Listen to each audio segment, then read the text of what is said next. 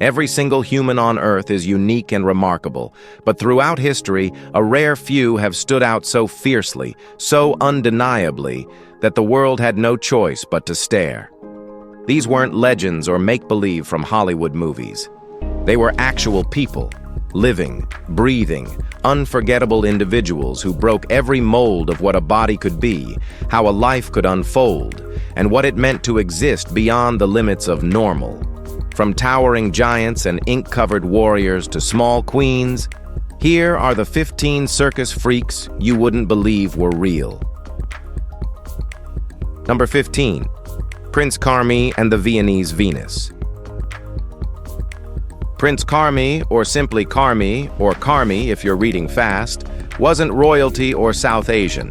He was Joseph Bryant Hallworth, born in 1872 in Chelsea, Massachusetts.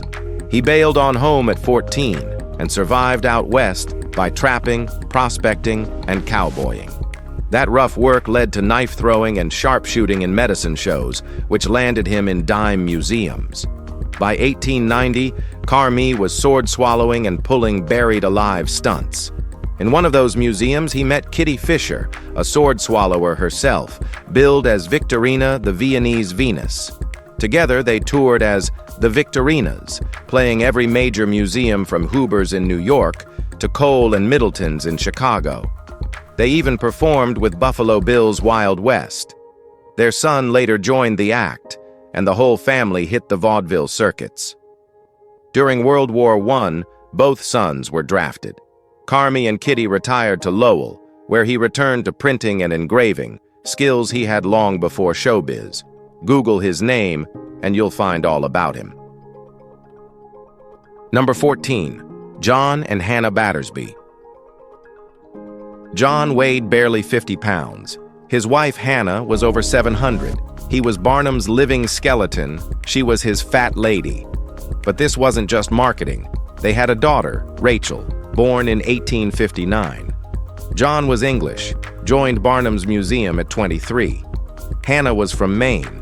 By her mid-20s, she stood 6 feet tall and 3 feet across at the shoulders, naturally large, not circus-fed. John damaged his spine in 1873, retired from performing, and gained some weight. Hannah kept touring while John settled in Philadelphia. She died in 1889 after falling off a stage. John, grieving hard, guarded her body from the press and gawkers. She was buried in a custom 7-foot-wide coffin. He later moved with Rachel to Kansas, where he died in 1897. Rumors said Hannah once carried John out of a burning building. Others say she cradled him like a baby when he was sick. Well, circus or not, there was real love here, and people felt it.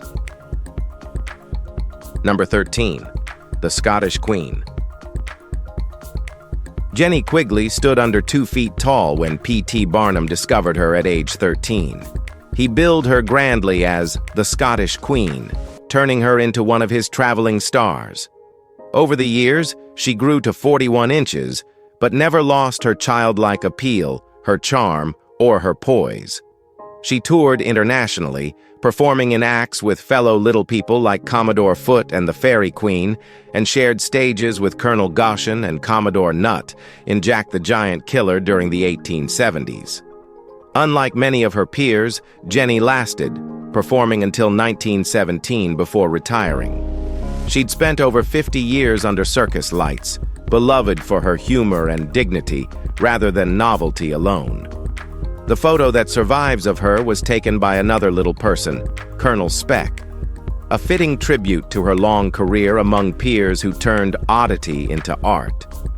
Jenny died in 1936, remembered as one of Barnum's classiest, cutest, and most enduring performers. Number 12. Charles Porter. Charles S. Porter was born in New Haven, Connecticut in 1900. He was like any regular kid. He goes to school, plays, and does chores, the usual. Then came the change. By 1930, his joints started locking. Fingers first, then elbows, then his back. His body began ossifying, turning to bone. Muscles stiffened. Movement slowed. Eventually, he couldn't bathe or feed himself. People had to lift him like a statue. He joined sideshows out of financial need, not ambition. The bills wouldn't wait. Audiences called him the man turning to stone, and he was. Slowly, painfully, visibly. He didn't talk much, didn't smile for the cameras. There are no dramatic interviews or famous last words. Just photos of a man frozen in place, trapped inside himself, letting people stare. They came to see a body become something unnatural, and they paid for it. He let them, not for fame, for survival. Porter didn't try to be memorable, but how could anyone forget a man whose own body betrayed him and left him sitting still for the world? Number 11. Nellie Keeler. Nellie entered the world weighing 11 ounces. By age 3, she was just over 2 feet tall, and Barnum snapped her up. They billed her as the Indiana Midget and Little Queen Mab, pairing her beside the Middlebush Giant for contrast. She wasn't just a display, she had stage presence. But by age 12, she started growing. By 16, she hit 5 feet and had to leave the stage. Her body started failing. At 28, she caught consumption and passed away. She was buried in a burglar-proof vault, seriously, to keep curiosity seekers from stealing her bones. Nellie was more than a poster child or a human comparison chart. Her career may have started in the spotlight, but it ended quietly, with dignity and grief. She was a farm girl turned circus star, then just a woman whose body changed too fast. Her story didn't need to be long to mean something. It already did. And that name, Little Queen Mab, still sounds like poetry. Number 10. John Rogan. John William Budd. Rogan was born in 1867 and grew into something people couldn't ignore, 8 feet 9 inches tall. He was the tallest African American ever recorded, and second only to Robert Wadlow in overall height. His rapid growth started around 13, and with it came pain. His joints locked from ankylosis, twisting his spine and limbs into immobility. But he didn't turn to spectacle. Rogan refused offers from circuses and showmen. He painted portraits, sold postcards of his image, and earned quietly. Locals said he was kind, soft-spoken, and spiritual, never bitter. He lived poor, but proud. When he died in 1905, they buried him in an unmarked grave filled with concrete to protect his body from being stolen. That was the world he lived in. The world saw his body as an opportunity, but rarely his mind. Rogan didn't sell his height. He owned it. His silence said more than the banners ever could, and his dignity still echoes. Number 9. Louise L. Louise was born with 4 legs. The extra pair grew from her pelvis, about 17 pounds of lifeless flesh that never bent, never walked, and never responded to anything. It just hung there. Promoters gave her a French stage name, La Dame à Quatre Jambes, as if adding foreign words made it elegant. She wasn't French. She had 2 daughters. Both were born healthy. Just 2 regular girls with a mother people paid to gawk at. There's barely anything written about her, just that she toured for a while, then disappeared from public view. Maybe she quit. Maybe the crowd stopped coming. Nobody really says. What remains is her condition, her name, and 2 kids who probably figured out early that difference gets treated like a sideshow. Louise didn't perform stunts. She wasn't a contortionist or magician. She just stood there with her body, doing nothing but existing. That was enough. That was the act. She was real, and that alone drew stares. Number 8. Clyde Tiny Hicks. Clyde Hicks wasn't tiny. Well, not remotely. This Illinois native joined the circus in 1945 as a fat man, but it wasn't just his weight that pulled crowds. It was his presence. Depending on the flyer, he weighed between 500 and 762 pounds. The number varied. The curiosity didn't. Hicks toured with Ringling Brothers, standard shows, and worked with sideshow icon Ward Hall. He even performed at Madison Square Garden. But not every venue welcomed him. After a rough stint in the Deep South, he refused to perform there again, calling it no good for fat shows. Whether superstition or bad memory, it stuck. For 2 decades, Tiny was a sideshow mainstay, huge in size, bigger in personality. When he finally retired, he returned to Warren, Illinois, the town that first knew him as Clyde. For a man who the world stared at his whole life, home was the one place he could just exist. There were no banners or gawking, just Clyde, and that was enough. Number 7. R.H. Hubbard. R.H. Skeets. Hubbard did things most people wouldn't even imagine. He slammed 8-inch nails through his face, pulled wagons with steel hooks through his eyelids. Not tricks, not illusions, just raw pain turned into profit. Born sometime during the heyday of post-war sideshows, nobody knows his birth year. Photos are rare, records barely exist. But his name kept showing up on show lineups. They called him the Human Blockhead, the Torture King, the Human Plank. On stage, he didn't speak, just drove the spike in, waited, let the audience scream, applaud.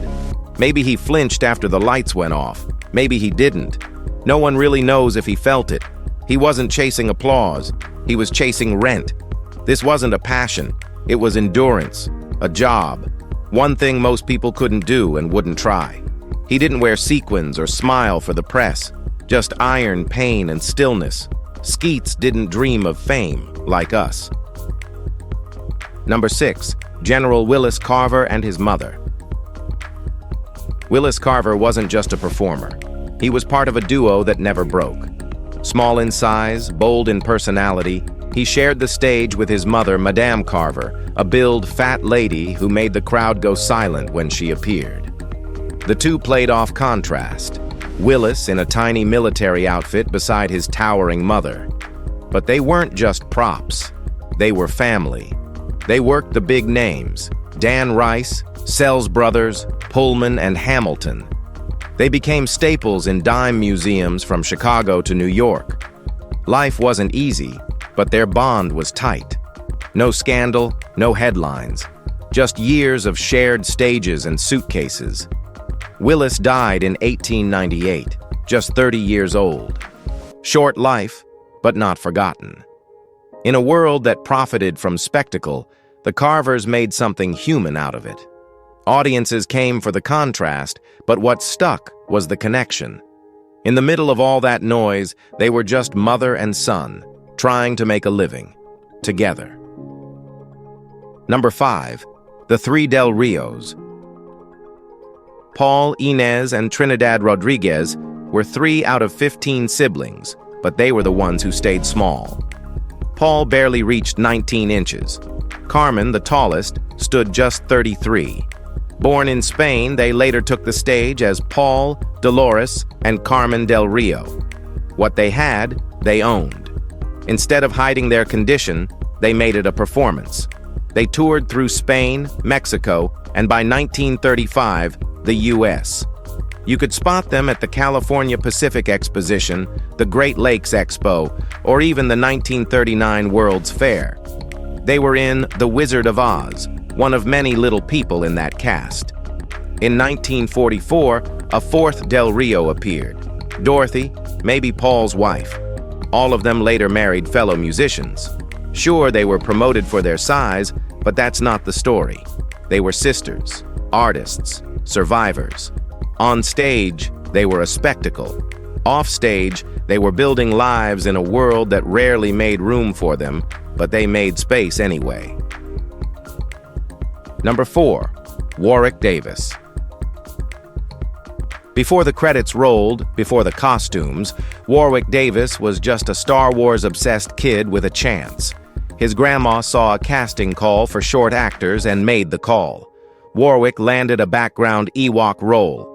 Then the lead Ewok actor got sick, and boom, Warwick took over. He nailed it at 13. Lucas noticed, cast him in Labyrinth, then Willow, where Warwick carried the entire film. He became a fantasy staple. Professor Flitwick and Griphook in Harry Potter, lead in Leprechaun, cameos in almost every sci-fi fan's favorite something. But the guy wasn't just working, he was building a legacy. Warwick founded his own talent agency for short actors, hosted game shows, made documentaries, and returned to Willow in 2022. He brought weird roles heart, creepy roles charm, and background parts dignity. This isn't a story about being short. It's a story about showing up over and over and stealing the damn spotlight with style. Warwick didn't ask to be iconic, he earned it. All right, guys, now let's head over to number 3, the human window pane. Ivanov Vladislaus von Dziarski-Orlov didn't come from the stage. He came from a hospital bed. He was born in 1864 in Budapest, and his early life was healthy. Then at 14, something changed. His limbs withered, his skin thinned. Some said you could see light pass through him. Others claimed his veins were visible like a living diagram. What's certain, he was in pain. Opium became his medication and his identity. Billed as the transparent man or the human window pane, Orlov was soft, almost boneless, more ghost than man. Promoters once advertised him as an ossified statue, but he was the opposite, fragile, fading. Unlike muscle-bound stone men before him, he was the anti-strongman. After intense scrutiny in European medical schools, he took his condition on tour in America. A human enigma, he was both a medical wonder and a sideshow sadness. He died in 1904, his story dissolving in history. But to those who saw him, his body wasn't forgotten. It lingered like a whisper. He deserved better. Number 2, the Irish Giant. Hugh Murphy didn't need a costume. Just standing still made people stare. Born in Waterford, Ireland in 1842, he stood just over 7 feet, but was often promoted as 8. Didn't matter. His presence didn't need padding. In the 1860s, P.T. Barnum brought him to the U.S. as one of his giant men. But Hugh wasn't a cardboard character. He had a calm edge, a dry wit, and that rare confidence that didn't need volume.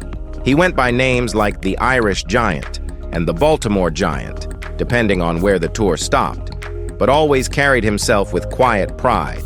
He didn't clown around. He didn't lean into weird costumes or jokes. He just stood tall, literally and otherwise. Not loud, not flashy, but impossible to miss. His legacy's quieter than Barnum's noisemakers, but maybe that's the point. Hugh didn't shout to be seen.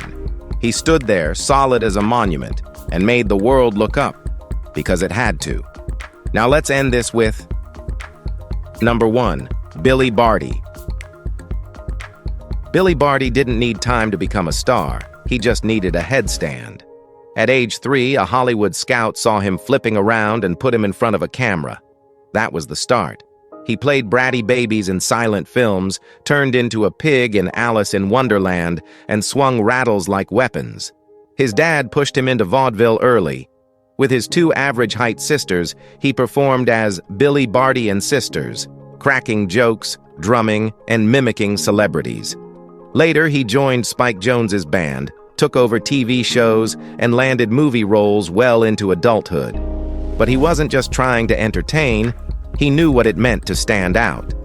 In 1957, he founded Little People of America, a group that gave others like him a name, a place, and a voice. Billy wasn't some background act. He was funny, fiery, sharp as hell. When he died in 2000, the world lost a legend who never needed height to stand tall. If you enjoyed this video, be sure to like it, share it, and subscribe. Thanks for tuning in, and we'll see you in the next one.